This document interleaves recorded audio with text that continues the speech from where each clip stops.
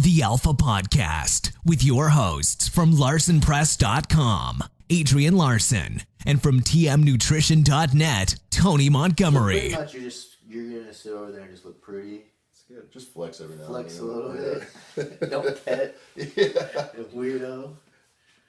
Hey, this is Adrian with the Alpha Podcast. Today we have some special guests with Tony and Jesse, Mad motherfucker Marvin. And a Marvin. Yeah, and a Marvin. Apparently it's natural, but you be the judge. Oof. Too much creatine. It look kind of small now, so. Yeah, right now. It's awesome. We finally got Tony to move to Portland, Oregon, or the Portland area, which is something probably, I think, a year ago or so. You messaged me, asked me about kind of the area. I got super excited about it, and then you let me down because it took so long to then move up. But it was awesome to finally get our first bench session in together, kind of hang out a little bit. What kind of stuff you have coming up? Right now, just 11 weeks out from RPS US Open, I believe it's called. It's a meet down in San Diego at Gracie V's gym. It should be a lot of fun. A lot of big name lifters out there, cash prizes on the line, so that always draws like the more competition and stuff. So 11 weeks out from that, just started my training cycle to get ready for it, so it should be pretty good. I'm either going to be 242 or 220, haven't really decided on how the cut's going to go yet, so just working on training, getting better, and just compete at my best, so we'll see what happens. You ruled out 308? Anything's a possibility. You're still bulking. Apparently Portland has really good food, so any weight class could vary. It could vary. What do you think the best place you've eaten so far has been? Well, me and my girl, my lady friend, we go out to eat date nights. So we've probably been out to eat 3 or 4 times. Besides that, we kind of just eat at home most of the time because we're on a pretty set schedule. But I think the best place so far has been Pazzo. It's an Italian restaurant in downtown Portland, I believe. Yeah. You guys familiar? Yeah. I have some Italian friends that go there, and they're like, that's the best place for Italian food. So. Yeah, so that was really good.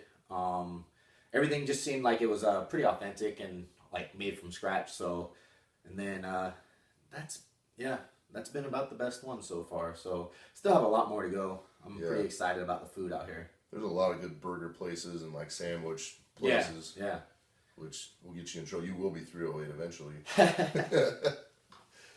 So you have the Gracie meet coming up. Do you have anything else following after that, or you've not thought that far in advance? Yeah, I mean, I always have something in mind. I'd like to go back down to CSA and do probably their meet in November. Mm-hmm. I think last year my biggest problem was doing too many meets and too little bit of time of like consistently training. So I think I'm just going to stick with like 2 meets this year and just kind of make them the bigger ones on the West Coast and just go from there and see how that feels. Yeah, that's a good plan. What about in October? Are you thinking at all of the APA Worlds that I guess KSL now is putting on? Not really. Confused with like EPC, KSL, yeah, ABC. Who's the celebrity that? Yeah, it's like Puff Daddy. It's like a new name change every month, just to keep you on your toes, keep you guessing. Different Instagram names now, and tagging the wrong people. It's great. I don't think so, because you got to qualify for it by doing an APA meet, and Jesse's meet is usually the beginning of November, so be too close. It will be really close, and I just feel like even if it is a world or a nationals meet, that doesn't necessarily mean like that's the best competition. Right. Usually the meets that are going to be cash prize, that's going to be the best competition. So I'd rather just go where the better competition is instead of, do a world meet and, beat everyone by like 200-pound total, and like say you're a world champion when it really means nothing in the grand scheme of things. I'd rather go against guys in the top 10, top 20 rankings and see where you're really at. Yeah, that's definitely how I feel. Let's talk a little bit about TM Nutrition. How's that going? It's going good. It's my online business for nutrition and training, and we just hired another coach, Desiree Morgan. she's doing really good, bringing her up to par with like everything, and just a lot of back and forth with that, just trying to get her on track. So that's kind of been like the emphasis of kind of where the business is right now, is just growing it through grassroots, through social media and stuff. And so far, everything's going really well. We have a lot of pretty good clients as far as like numbers go, but we also have a lot of, stay-at-home moms, people just trying to get in shape, nutrition and training, getting stronger. That should be anybody's goal. And, when it comes to weightlifting. So that's going really well. Helping them change their lifestyle. Yeah, exactly. And that's just the main emphasis when it comes to, the best powerlifters, the best strength athletes, is like, they may be good at their sport, but that doesn't necessarily mean they know exactly what they're doing when it comes to nutrition, when it comes to planning stuff out like that. So just kind of, putting out as much information as we can to try to help as many people as we can is our goal. I think this year we do plan on sponsoring some athletes as well. Wow, that's awesome. Yeah. So me and Desiree kind of talk about the game plan of where we want to take it and what we're going to do, try to grow. And everything's going really well right now. That's so fantastic. Yeah. Yeah, if you ever need like a coach to like fatten people up or teach them like how to drink beer, I'm in. Yeah. Like, I can do that really Bring you aboard? Yeah, I can do it. I got some killer programs to like gain 20 pounds of fat in no time. I think there's a big client base for that. Yeah. I need that. I think you do really well. I think we'd start off marketing at Walmart and then just go from there. Yeah, skip leg day. Yes, That's exactly. fantastic. Well, today we got a chance to train together. First time, and I had a lot of fun. It was interesting seeing the different styles of training that we had. We kind of both have the same goal as far as competing relatively soon, but our training styles look so much different. And it was really interesting. Just talk a little bit about what you did today as far as benching and your freaking 372 sets of benching. Yeah. I've always been a big proponent, a big fan of, volume over time is going to be the best as far as building up to peak for a meet. So further out I go, the more volume I do. And for me, that's just kind of a good way to reiterate technique, reiterate precision and everything else within the bench press to get it dialed in.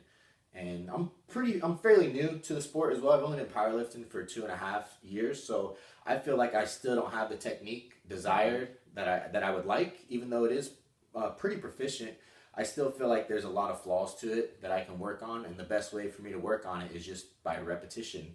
So today we started off with pause bench, which I typically do is competition lift first, and then as I go into my different exercises, just small variations of that, and 3x5 of that. And then after that, we went to do some close grips, 4 sets of 8, and then I did some tempo benching. After that, 4 sets of 5, and 3-second eccentric, 3-second pause, and then push up as fast as you can.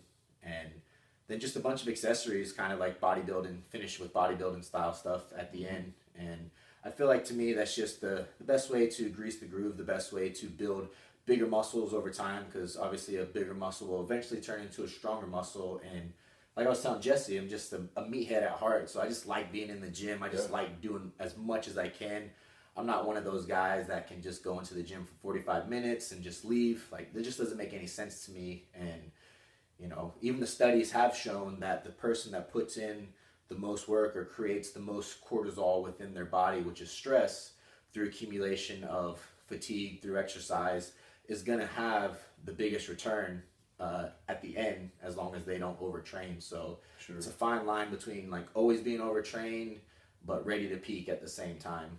Do you feel like when you gauge your overtraining or within your programming, like, do you feel it's really based on speed?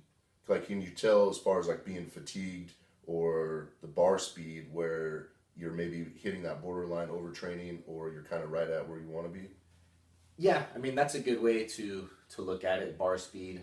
I know there's a lot of technology out there that can, accurately gauge bar speed, but for me, I just do a lot of video analysis after each workout, and then kind of just base it on how the weights feel and how I know they should feel, and just go from there.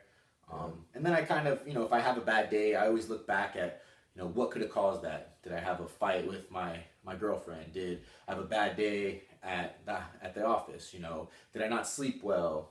Things like that. All the variables. Right, exactly. So I always look back at that and see what could be the issue before I ever think of overtraining, because I think it's really hard to be overtrained. I mean, when I was in the military, we would be out for 4 or 5 days, not really eating, working all the time, and never really felt to the point where like I was overtrained without nutrients, without sleep. So for me, having 8 hours of sleep, eating 5,000 calories a day, and training, like I just don't see how it could ever happen. Pretty good setup. Yeah, exactly. You ever feel that one of the variables could be training with Jesse? Like, does that kind of dip it down just a touch, or? Man, that's a tough one.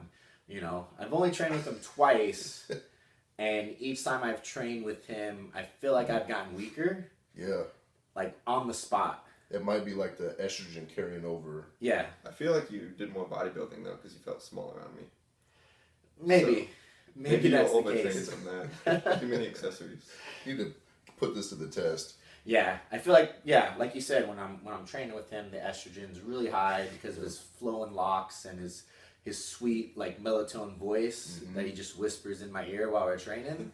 I feel like that kind of just sets the mood for just like a very weak and methodical workout. Sponsored by Tampax. Right, but then after I leave, I feel like there's just that super compensation of just like high testosterone once the estrogen's gone. So there's a good carryover afterwards. So I always go into the workouts with Jesse like knowing like we're gonna be pretty shitty, and then a week later it's like, man, I feel like I'm on top of the world here. Yeah, no, I understand that. I've felt that. It's 10 sets of 10, man. It just drives me crazy. Yeah, the old what do you call it? The Russian volume training. Yep. It's a new style. It's gonna be patent pending. It's off the Germans. Yeah. I'm gonna do 11 sets of 11 just to make it more hardcore. So you're obviously getting more jacked. Yep. Only goal. Have you implemented? I heard you talk about it a little bit at the gym. Any of the blood flow restriction training? Yeah, I kind of dork around with it every now and then, just to motivate my friends. But is it like a weekly thing, monthly thing? Just kind of more probably think about it. Every other week, I try to do it. Read a few studies on it, and their results seem like it. They took some bench press people, had them do the same programs. People that did the occlusion training all put on way more strength and size than the test group where they didn't do it. Mm-hmm. So I feel like it can't hurt anything the more you do it. And if anything, I'm just gonna look jacked, but yeah, it's jacked and jaundice. Yes. When you say read, does that mean like you got the audio version, or did you actually read it? Because I didn't know that was like part of your regimen that you actually read. No, yeah, I read sometimes for muscle confusion. Oh, okay. Just to get knowledge in different ways. Normally, I just sit on YouTube and then get it that way. YouTube's the best way to grow. Books by Braille. Yes, exactly. I always feel like when you can get around like really strong people like you and Jesse and moving up to Portland, Chris and those guys, I feel like regardless of if you're not trying to be competitive, it just raises the level of intensity up a notch, especially when you get around like-minded people who have the same goal of like trying to achieve something that's great. I feel like that raises the workouts without even trying to. Sure. It's an atmosphere you create, and a lot of people are too scared to go out and train with guys that are stronger than them or guys that are better than them because they just feel like, egos. Too many egos are involved in being able to associate and train with like good athletes, great lifters is just the way to take yourself to that next level. No, yeah. For me, like coming from a box gym and being one of the strongest guys in the gym to coming and benching with a 600 and 500 pound bencher, it's like now I'm the weak guy, and then I have people to learn from and get different ideas and perspectives on training and stuff like that. Yeah, definitely. Yeah, I know for me, like when I start training with different people, specifically the idea that I want everybody to walk away from, like with you, I'm a little banged up, so today was a really piss poor example, but the idea, like when I train around new people, is that when they leave, they're impressed with the work ethic and, the technique and, the knowledge that I have. And of course today I didn't bring it, I'm banged up and just kind of, I dicked off and made fun of people all day, but That's kind of the mindset. I think that's why I think it helps to train around new people. It just kind of gives you like a breath of fresh air of like, okay, now I'm going to get in, I'm going to get some people's different perspectives, but I'm going to push myself as hard as I can, just to show them that I can bring it. Yeah, no, definitely. I mean, just think about it. Like, if you're ever training with a partner and then you train by yourself, you're going to put in exercises that you don't want to do when you're with your partner because you want to see them suffer, which makes you suffer, but you guys get better together. But then if you're by yourself, there's just days where you're just like, I'm going to skip, the lunges back and forth, I'm going to do leg extensions instead. But when you're with somebody, it's that accountability factor too that's going to make you a better lifter. So it's always important to seek out people that are smarter than you and people that are better than you, and just that definitely have an open mind about anything. Like you said, our styles of training contrast themselves very. I do a lot of volume. You kind of stick to not a lot of volume. But in the end, like, the results are the same. We're both getting stronger. So there has to be something there that you can take from that and kind of implement it into your own training, because, not only are you getting stronger, but the people around you are getting stronger, kind of following in your steps. So there has to be something there that you can take away from that to become a better lifter. So I always feel like those experiences, going to train with other people and having an open mind, you're going to learn something invaluable that you'll never get out of any book or any video you watch. And I think primarily what you guys took out of today's training, especially when I was benching, is how to utilize leg drive. Yeah. No, that once I saw you drive, that's how you do it. I mean, I was impressed. My ass never left the bench, and I got maximum leg drive. Yeah, it was just something I was trying to get the precise one, and I got a hamstring cramp. Yeah, it's science. It's science. You got to practice.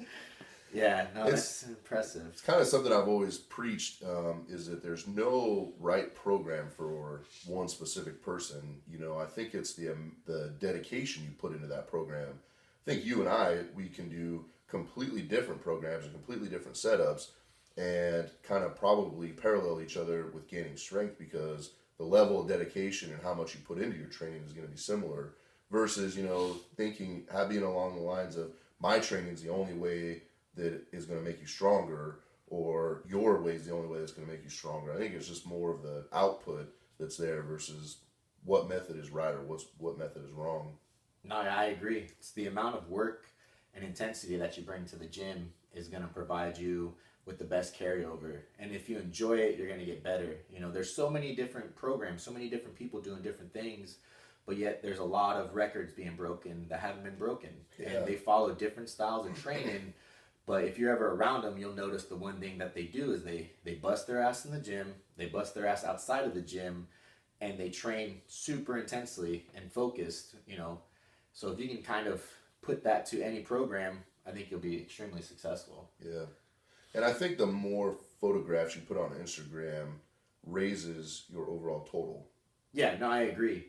But it's, it's tricky because you have to get the right lighting. Yeah. It has to be the right time of day, the right t-shirt. You got to make sure that your beard, like Jesse's beard over there, is just on point. Like, it's just a lot of work that goes into it. You have the same camera angle from the ground. Well, this is this is one of the things you really need to work on with Jesse with, is that, you're making him look good with different angles, like really throwing him out a little bit. And then he just sits there while you're lifting and just lets the camera, is barely hanging on the ground, like tipped over. And he doesn't even get up to you got to fix that. Yeah, no.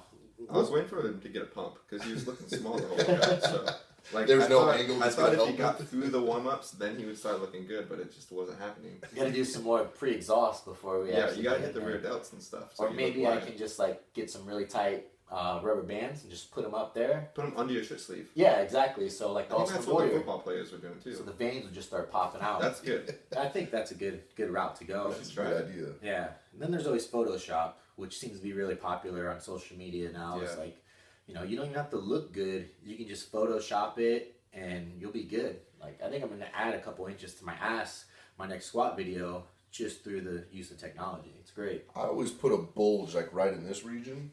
And just I've noticed that every time I do that in my photos, I get about 400 extra followers each picture. Wow. From the right kind of people? Yeah, it's like third world girls gone wild. Okay. Yeah. It makes a lot of sense. Yeah, don't know. I like it. I thought you would get a lot of followers from like 300 pound. The teddy bear. Yeah, hairy, shirtless guys. But, you know, if it's working if you're after that third world country follower, then I think you're onto something. I think eventually they'll have enough income to buy my ebook. And so I think it like all just surfaces around like just getting them to jump on LarsenPress.com and make it happen. They'll be jumping on something, I think, when they see those pictures. Mail order brides. That could be part of the ebook process. Yeah. Like in the back, you can have a catalog for some mail order brides. That's how I got my Russian training program. Yeah? I came with a mail order bride. I thought you were a mail order bride. Only on the weekends? Yeah, weekends. Weekends when I just want to get out of town. Yeah. Throw an ad up. Craigslist. Nice. So recently you moved from California up to Portland. Now for me, I think it sounds like from talking to you today, you probably made a couple of pretty big moves in your lifetime. Like I have never made that jump. Like I moved out of my mom's house and then like that was a big jump. Yeah. And, you know, I moved like 15 minutes away. So it's impressive. Yeah, I mean, I've really stepped out of my box. You have made some pretty huge moves, and then recently you were training out with Jesse Burdick and just kind of uprooted everything. You and a girl moved up here, and now you're just kind of starting fresh up here. Like, how challenging is that as a lifter trying to get kind of reorganized or kind of just regroup with your goals, but in a whole completely new environment? Yeah. First, it takes a real man to just up and leave. A lot of testosterone, a lot of manliness to do that. That's true. But yeah, I mean, my levels tested now. Ever since I was in the military, I just got this like urge to travel and, you know, meet new people and experience different things. And kind of what did that for me was going to Iraq and doing a tour out there. Like, I learned so much from that 7 months being out there, just kind of seeing different cultures, seeing different things, that I just felt like it would be an injustice to my life to not continue that process and meet new people and learn from different cultures and experience life to the fullest, because you only have one of them to go. So I'm just going to ride it out as long as I can and kind of do what I want. And that entails getting out of your comfort zone. And, you know, for me, that was just moving and spending a couple years. I moved originally from Florida, and then I moved to Colorado, spent a couple years out there, and then I moved to California to train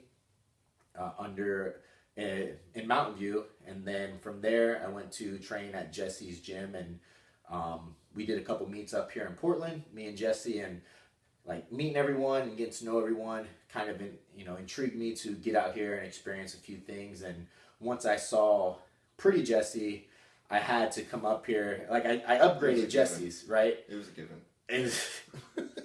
I went from smart, intellectual Jesse to dumb, pretty Jesse in the matter of days. Yeah. And for me, I needed that in my life. It makes sense. Yeah. So adjusting from state to state, I guess, has never been too much of an issue. I'm a pretty quiet person. I'm pretty introverted when it comes to meeting people and stuff. I kind of stick to myself and do my own thing a lot of times, but kind of moving and getting out of my comfort zone, it kind of puts you, like, it forces you to interact differently than you normally would. So I've always gotten along with the people that I've moved and trained with. It always seems to be maybe because I bring something to the table as far as like nutrition and training goes, or maybe because I'm a little bit stronger than them. You know, I've always been treated pretty good. Mm-hmm. The biggest adjustment is kind of, you know, experiencing the different people, I guess, in every gym as well. So as easy as it's been, it's also been the most difficult part, just because, you know, every gym you go to has a certain mentality. You know, the first gym I went to in California, it was like, they're there to be the best in the world, and that's all that matters.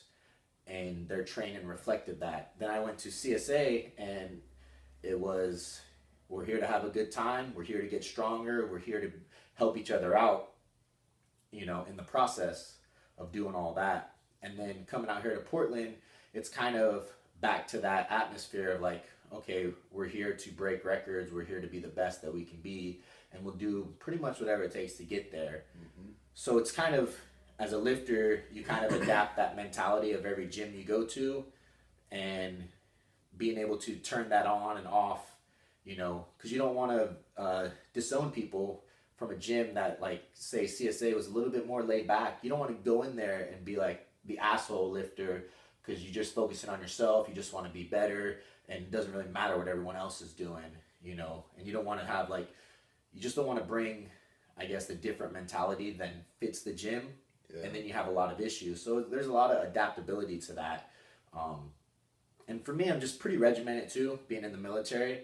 So the change, I mean, you go from one house to the other, you meal prep on Sundays, regardless of what state you're in, you still meal prep the same. Everything's kind of the same. And I guess the fact that I have a online business just makes it a little bit easier to do things like that. But it's fun.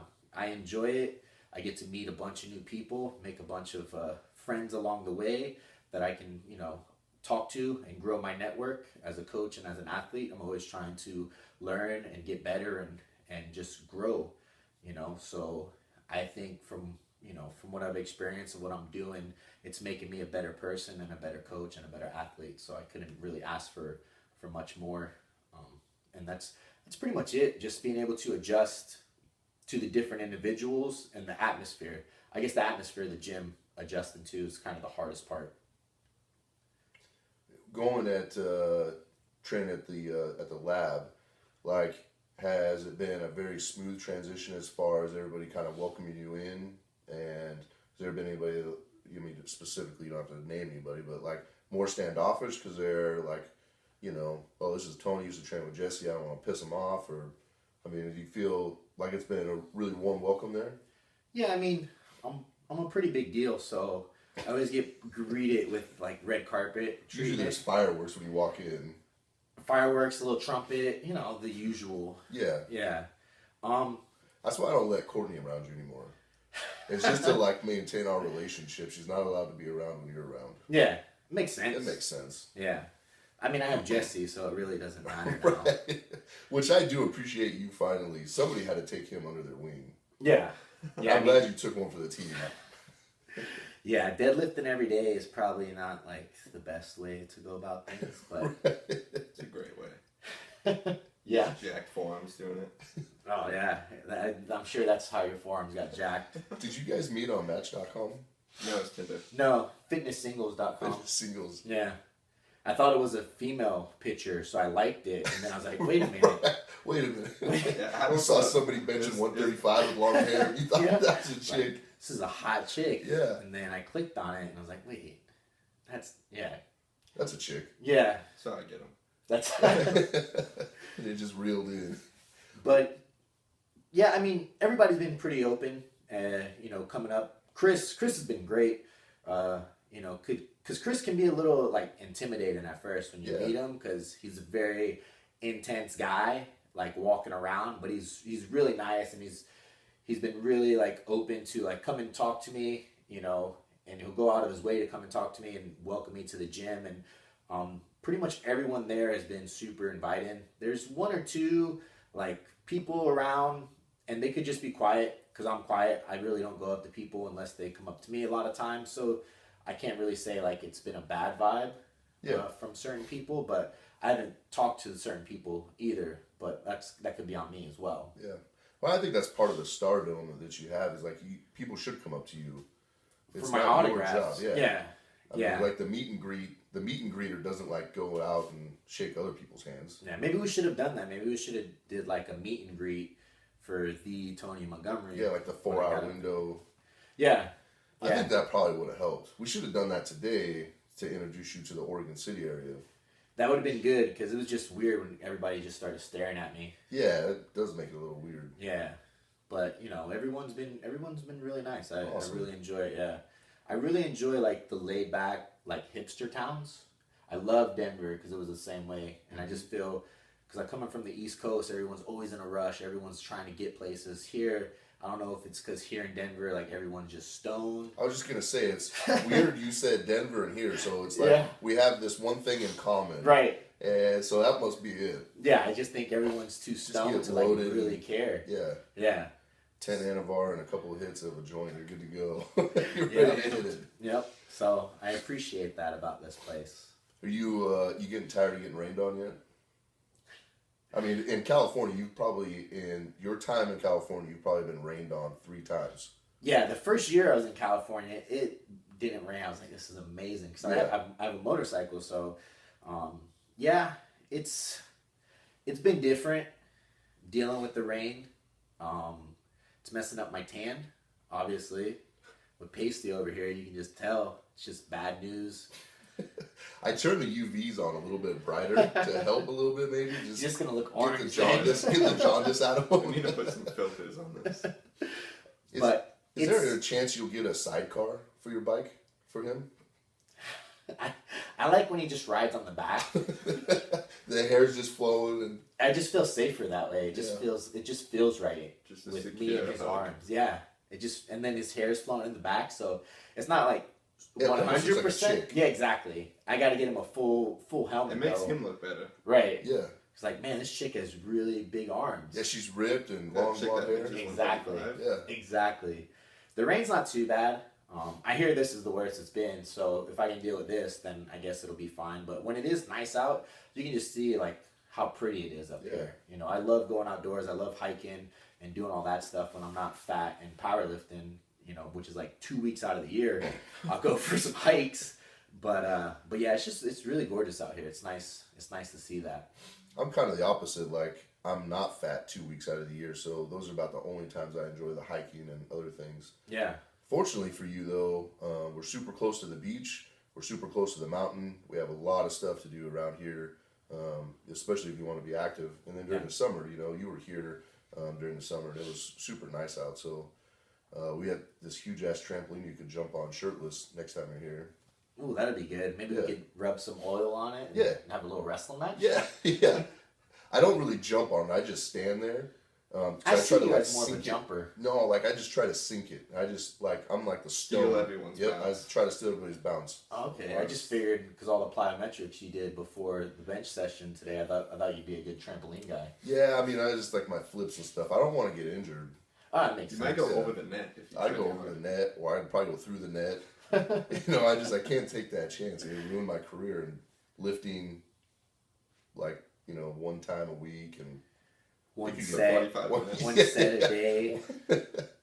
Just try to get a pump and go. Yeah, you took the Dorian Yates like hit training to a whole nother level. Yeah. Where he just one like really goes intense all rep. you just go all out for 1 exercise, 1 set, 1 rep, and then that's just it. I feel like I just blew my load in that 1 set. Like you can't really replicate that. Yeah. And so you just call it there, and then everybody's super impressed, right? Because it was 225. Yeah. And you just drop the mic and walk out. They have exercises to help you not blow your load so fast. So maybe you should kind of Google that and then, you know, maybe take it up a notch. Maybe go 2 sets, maybe 3 sets. Yes, build slowly over time. Yeah. You don't want to overtrain. Yeah, you don't want to overtrain. I don't want to shock my CNS. Yeah, because that'll be rough. Because then there goes your squat and deadlift days. Yeah, so and I'll gain weight. Yeah. I mean, that's going to be bad because summer's right around the corner. Yeah, I'm trying to trim up a little bit. When you hang out with Pretty Boy, it's very, and I just want to put a jacket on a little bit more often. I feel very self-conscious when I'm with someone that's so pretty. Yeah. One of the things I noticed with Jesse is that like he really engaged himself in the mirror. Yeah. No, he was excited. Really like a show. I was just waiting to get out of the power pit room because there's only one. There's only one mirror, and I'm sitting right in front of it. Exactly. So I couldn't even look at it. Yeah. I could almost see myself in your head, but you just weren't sweating enough from that one set. Yeah. I don't like to get sweaty when I work out. I mean, we do. Really like. Yeah, we like to glisten. Sometimes I go in the sauna for like 10 minutes. Yeah. They have the tanning bed there too. I saw that. It was amazing. I might need to hit that up. Maybe next time. tan before. That way the angles and the veins pop a little better. Maybe the melatonin in your skin will help. Hit the sauna first. You already get melatonin. your sweat going. Yeah. Give you a better pump. Do a couple push-ups, get in the tanning bed, do a few more, and then start benching. Yeah. Yeah. Be good. I think that's a solid plan for next time. That seems like legit. I think we should write an ebook about that. I think that would do really well, like the prepping for your training in front of a mirror. Yeah, we just gotta make sure we talk about like the music we listen to while we do that, because that's the important part. I felt like Pandora let me down a little bit today. Yeah. I was really all over the place, and it kind of frustrated me a little bit. Yeah. But yeah, I think what was it? I think it was like Thursday or Wednesday at the lab. We were listening to what I thought was like maybe the chorus for Star Wars. Yeah, the classical. Man, it was rough. I didn't know if I was being serenaded or if I was like supposed to start lifting. I just felt out of place a little bit. It's the hipster lifters there. Yeah, It's yeah. the hipsters. They lift in their slacks and dress shoes. Their skinny jeans. I'd be afraid of like somebody slipping you a date rape drug in your pre-workout and then listening to that. Yeah. Next thing you know, you're going to wake up naked on a reverse hyper. Oh. Like, what would you do? Would you talk about it? You just go to a different gym? Just go get a membership to Curves? Yeah. Maybe Planet Fitness, Yep. so I don't feel so bullied. Yep. Yeah, that would be rough. Literally rough. Rough. Yeah, I don't think my region is ready for that type of penetration. Sure. Especially at that place. Yeah. With all that testosterone running around, I mean, it could be really bad. Could be. There's chalk on everything too, so could be extra. Maybe, yeah. They'd have to Rainy. definitely use baby powder. Because that would, yeah. Because I still got to squat the next day. Yeah, squat. Can't mess up the training cycle. Burn out your CNS on that too. Yeah. Talking about blown out. Exactly. Well, man, I really appreciate you being on today. It was awesome working out with you.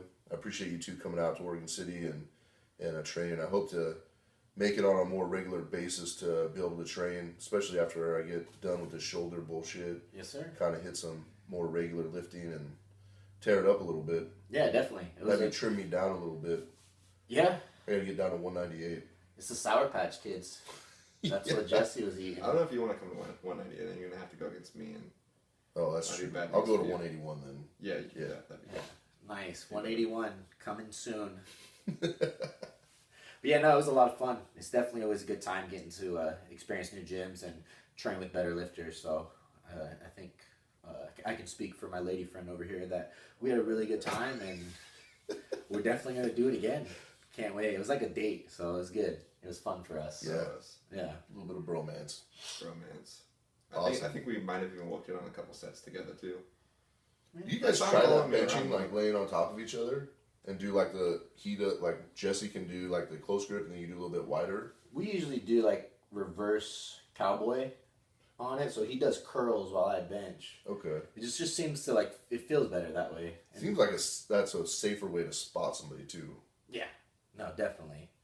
Definitely. I enjoy it. Man. Speaking of, we gotta get some better spotters at the gym too, because I almost died on one of those. That's because halfway up you said you got it, and then it started creeping down, and then you screamed, "I don't got it!"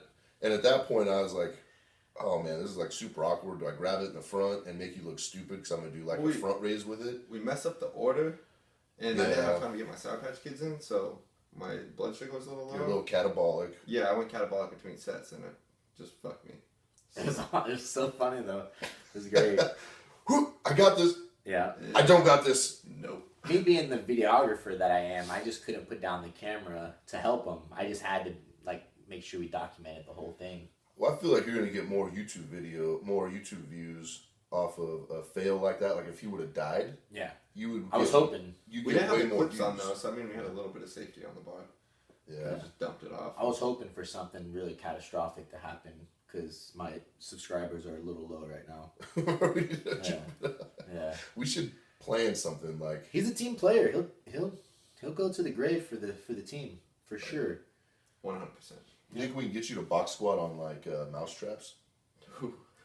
Now you'd get some views off YouTube. might- for that. I don't know if he was I'd excited break. about that or if he was. I don't know what kind of ooh was that. Nope, not gonna happen. But yeah, no, thanks for having us, man. We Yeah, thank appreciate you. you inviting us out here to come and train and stuff. So Awesome. I definitely didn't be have down to pay for a some day more. pass at the gym either, so That's a I was win. stoked on that. That's because I warned him. You I guys just would come. dropped your name and they're like, "Yeah, bro, just don't hit me." Just went right in. I think they thought I was there for a photo shoot, so Right. You were the photographer. They doing a Maxim shit or something? it was, yeah. Ladies swimsuit edition? It was fall Sports Illustrated 2016. Nice. Bikini one, so swimsuit. Congratulations. Yeah, it was good. Yeah. I was actually there just to hit the tanning bed, and then I saw you guys were there, so. Yeah, your tan looks strong. Yeah. I didn't actually get to do it today. There's someone in it. Yeah. Tanning so much is jaundice. All right, man.